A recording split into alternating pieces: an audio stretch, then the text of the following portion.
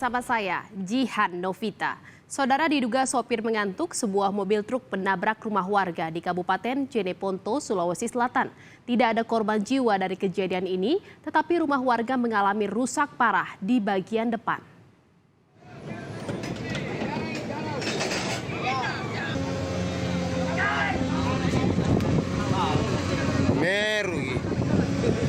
Truk ini harus dievakuasi menggunakan alat berat usai menabrak rumah warga di Kecamatan Binamu, Kabupaten Jeneponto.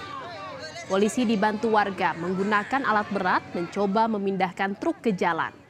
Polisi menyebut kecelakaan tunggal ini terjadi diduga sopir truk mengantuk hingga hilang kendali dan terguling menabrak rumah warga.